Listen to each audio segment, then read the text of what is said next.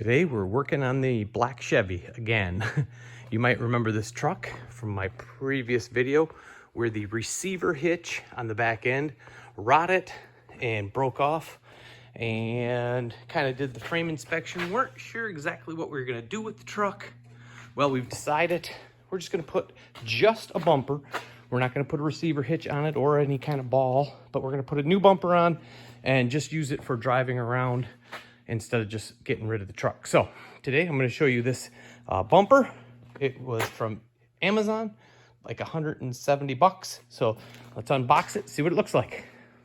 The ends of the box, when we got it, were kind of popped open. I was a little nervous. Maybe some of the stuff had fallen out, but this is what it looked like, all kind of wrapped up. We'll go in and see what we got for parts. All right, so just quick looking at like the brackets.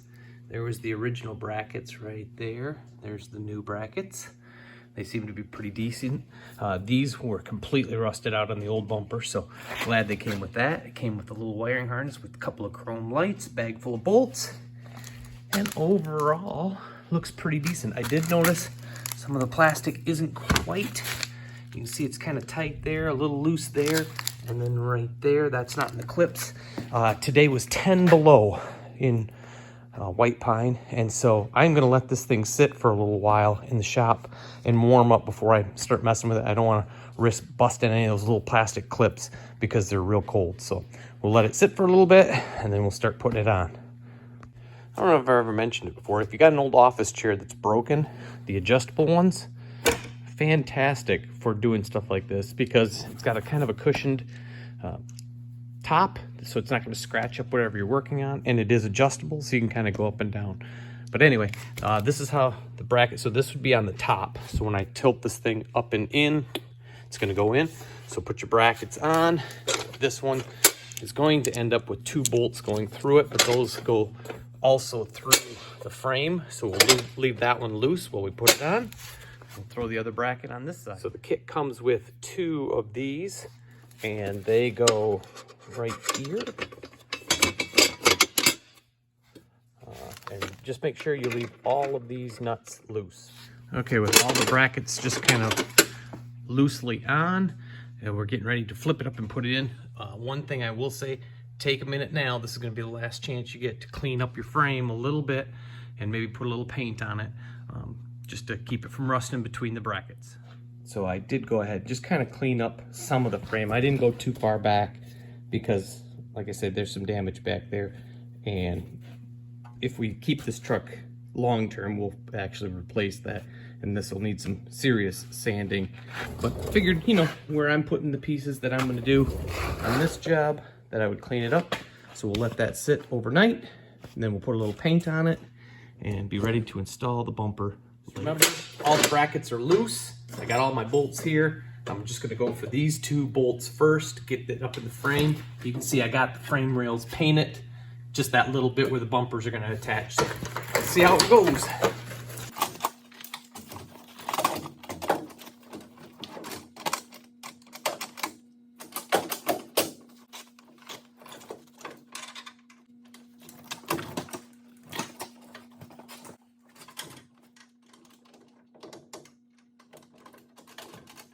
Okay, she's just loosely on there, so I'm gonna get everything started.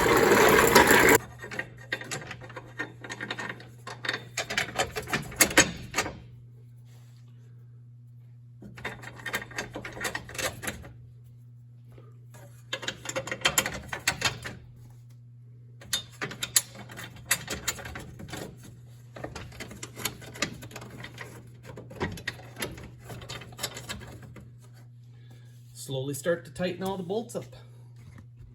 Okay, so the last ones that go on are these 2 big ones. They did not come with these washers. I'm just putting some big washers on it because we're not putting a receiver hitch on this truck, and usually these would go through the receiver hitch as well. And so I want to take up a little bit of that space, and where the frame is slotted for the receiver hitch, the holes are a little bit bigger, so I want to just support that a little bit more.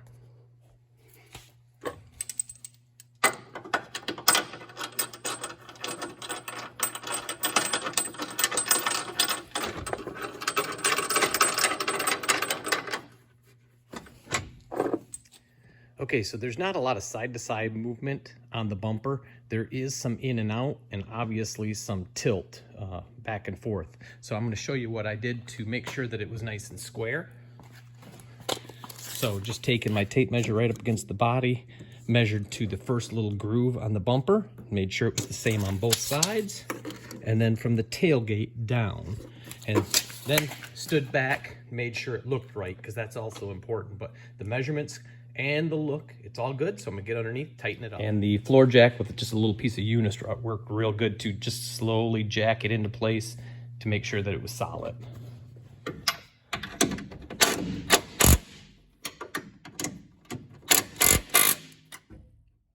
All right, here's the moment of truth. I'm gonna let the jack down, see if it stays put.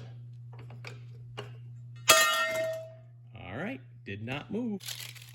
So the last thing I'm gonna install are the little marker lights for the license plate.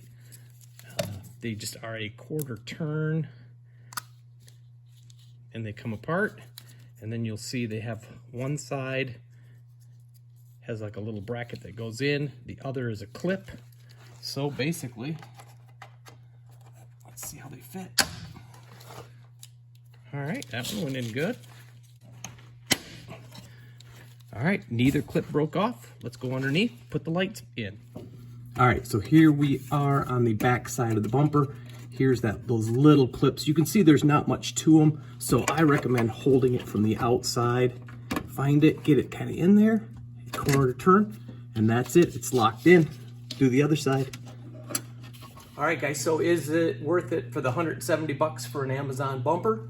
I'd say so. It's a pretty decent bumper. It went on good. All the brackets seem to be pretty nice. The quality seemed decent. It all went together good. Took about a half hour of actual work to do the bumper. Of course, cleaning up the frame, painting it, and all that took a little longer. But anyway, that's it for this video. Thanks for watching. I'm going to get under here and tighten this up.